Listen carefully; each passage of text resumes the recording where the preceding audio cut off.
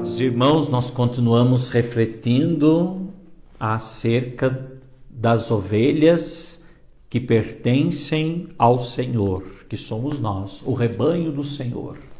O Senhor que é o nosso pastor. Nós ouvimos a sua voz, nós o reconhecemos e, o reconhecendo, o seguimos. E também estamos acompanhando, de certa forma, a extensão deste rebanho, que se estende pelas cidades afora, pelas nações afora.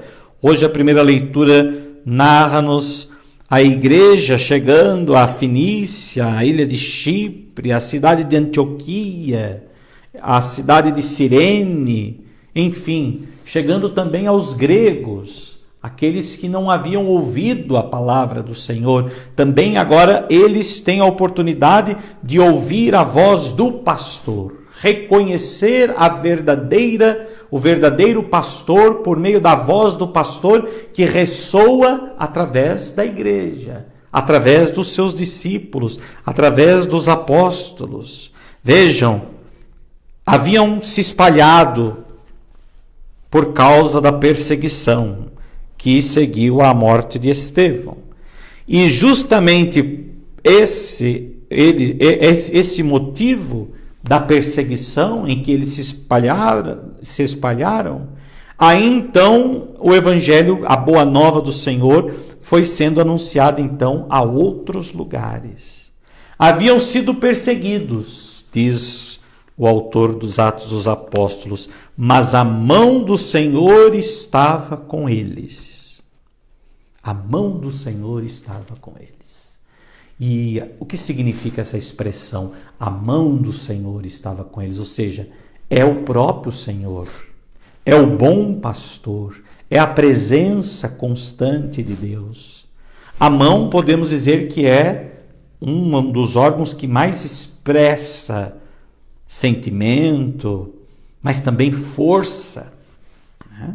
A mão, de certa forma, ela é que mais representa a nossa força, a força que nós temos. Como é que nós medimos força?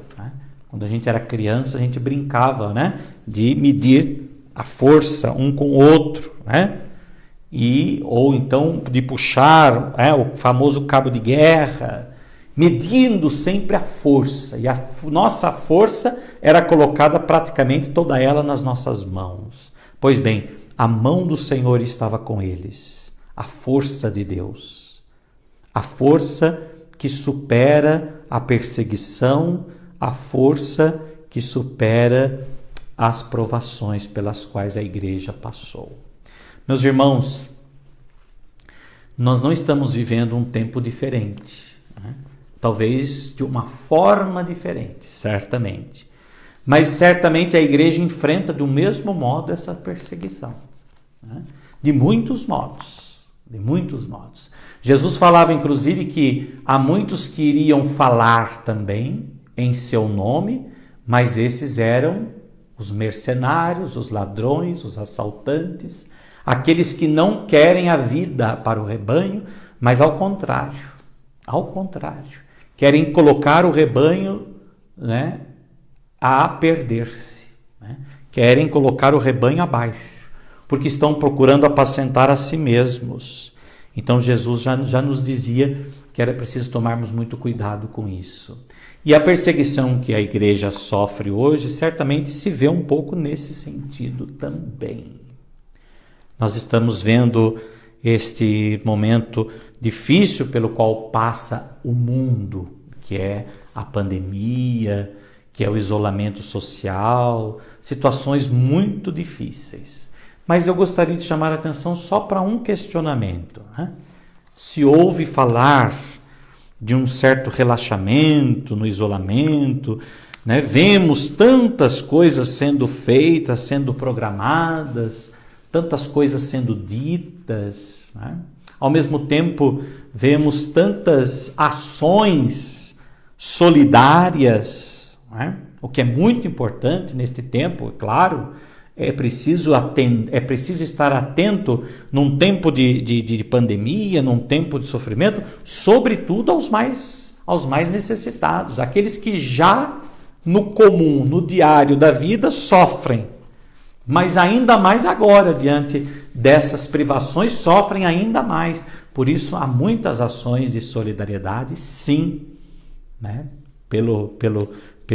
Pela dignidade humana das pessoas, um trabalho assistencial nesse sentido, muita coisa boa. Porém, eu também abriria aqui um questionamento. Até que ponto as pessoas estão se questionando? Até que ponto nós estamos sendo solidários à fé das pessoas? À parte ou à vida espiritual das pessoas. Não é? Não é simplesmente, né, nós fecharmos as nossas igrejas, não é simplesmente privarmos os fiéis da participação nas celebrações, né? Ou então, o que é pior, né, nós nos acomodarmos a estes meios virtuais que hoje, graças a Deus, possibilitam que o Evangelho seja difundido, seja proclamado, mas o Papa Francisco já chamou atenção a isso. Nós não somos uma igreja virtual. A nossa igreja não pode se contentar com isso.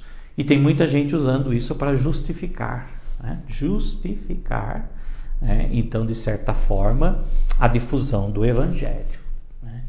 Claro que, na sua maioria, todos nós devemos nos solidarizarmos uns com os outros, devemos estar atentos uns aos outros, devemos zelar pela vida um do outro. Jesus veio para que todos tenham vida, vida em plenitude, vida em abundância, e Jesus trabalhou pela dignidade da vida de todos, mas ao mesmo tempo não podemos negar que há sim, infiltrados no meio de tudo isso, pessoas que já perseguiam a igreja e que de certa forma usam agora desse momento para persegui-la ainda mais.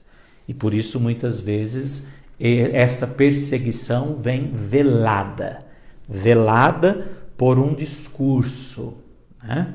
Por um discurso idealista, velado por um discurso de bondade, de preocupação, mas nem sempre é isso que nós reconhecemos, nem sempre é isso que nós vemos. Mas aí nós diríamos o que fazer? Primeiramente, acreditar que a mão do Senhor está conosco e que permanecessem fiéis ao Senhor com firmeza de coração. Vamos permanecer fiéis ao Senhor, aos seus ensinamentos, à sua palavra, ao seu evangelho. Vamos rezar e vamos permanecer fiéis a Deus, porque há muita gente pregando uma fidelidade, mas ao mesmo tempo essa fidelidade não é a fidelidade a Cristo, à igreja, à difusão do Evangelho. O Evangelho nunca será aprisionado, o Evangelho nunca será isolado, não é? O Evangelho sempre será pregado, anunciado, difundido, porque Jesus já havia alertado para isso. No mundo tereis provações, tereis perseguições, sofrereis provações, perseguições, tribulações, aflições, mas coragem, eu venci o mundo. E Jesus é o bom pastor que venceu o mundo para dar vida ao rebanho. Por isso, a vida que o Senhor nos oferece vai muito além desta vida. Mas Jesus nos fala novamente no Evangelho sobre as suas obras. As obras que eu faço em nome do meu Pai dão testemunho de mim. Vós, porém, não acreditais, porque não sois das minhas ovelhas. Jesus está falando àqueles que ainda não haviam se convertido. Muitas pessoas que não se converteram não são do rebanho, não são das ovelhas de Jesus. Mas Jesus quer oferecer a todos, indistintamente, a vida eterna, para que elas jamais se percam. Eu dou-lhes a vida eterna e elas jamais se perderão, e ninguém vai arrancá-las de minha mão. Por mais que queiram arrancar as ovelhas do Senhor, muitas vezes afastando essas ovelhas da igreja, da participação na igreja, na vida da igreja, da participação nas celebrações. Por mais que há pessoas que talvez até tenham essa intenção, Jesus diz que nenhuma ovelha se perderá, nenhuma ovelha se dispersará, nenhuma ovelha poderá ser tirada das suas mãos. Nós acreditamos nisso e é isso que nos consola, é isso que nos enche de esperança e é isso que faz nós suportarmos, de certa forma, as perseguições pelas quais sofremos hoje na propagação, na pregação do Evangelho. Peçamos então ao Senhor, o bom pastor, que nos guarde, que nos livre das perseguições, que nos mantenha firmes diante das perseguições e que Ele nos conduza às pastagens eternas, ao seu rebanho, à vida em abundância, em plenitude que Ele prometeu para todos aqueles que nele creem. Assim seja. Amém.